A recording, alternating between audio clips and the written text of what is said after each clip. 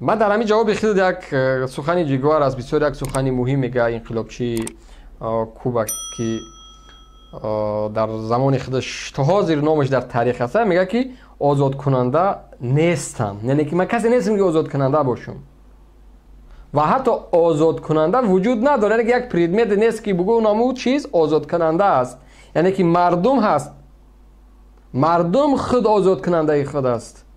یعنی من را میگم که ما آزاد کننده نیستیم و آزاد کننده وجود نداره. یک چیز آزاد کننده مثل یک بینا باشه بگو همون بینای آزاد کننده است، نه که یک سنگ باشه نازش برای بگو که همون سنگ میره یک چیزی براش میگه آزاد میکنه، یا که نه یک چیز وجود نداره. این گپ نیست اصلا.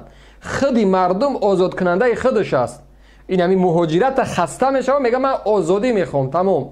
مردم بلاروس دید که انتخابات کلا فرسوده و کلا ساخته شده، گفت که نه من قبول ندارم انتخابات، من آزادی میخوام.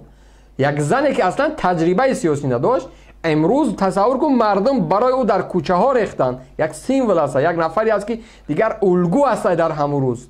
در زبان مردم همه اسم او است. یعنی چی سبب شد؟ آیا مگر میشود که چونین نفر تصادفاً بلند شود در رقابت داخل شود؟ یک نفری که 26 سال راهبر از دعوا داره در نزد یک نفری خانشین استاد شده نتونید، در برابر مبارزه برده نتونید. برای چی؟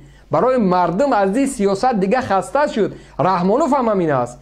اگر روز شود که مردم بالاخره خسته شود، باور بکنین یک نفر از اون بازار حاجی شریف هست، نمیدونم از بازار کاروان، از سخاوت، از یک بازار بلند میشود، قیام میکنه، میدان میسازه، انتخاباتی موقتی، انتخاباتی یعنی که عاجل یک انتخابات اگر بگذرانن، مردم در همین آواز میتیه. اون نگاش نمیکنه که او سیاستمدار است، معلم است، عالم است، دانشمند است، فیلسوف، نگاش نمیکنه. میگن همون نفری که از بازار است بلند شده است همه قبول میکنه. برای چی؟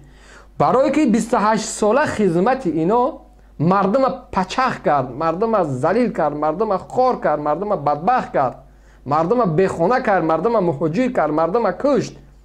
یعنی این از فرهنگی دیدگاه مردم که اگر که روزی که من نفری را پیدا کردم که در مقابل این یا قیام میکنه، ما او را قبول میکنم، نگاه نمیکنم به فهمش او. برای که تجربه مردم بلاروس برای ما نشان داد، در حالی که بلاروس کشور اروپایی است و کشورهای اروپایی هم سرحد است، زندگیش بهتر و خوبتر است و دروازه است برای بعضی کشورها، اما مردم امروز خسته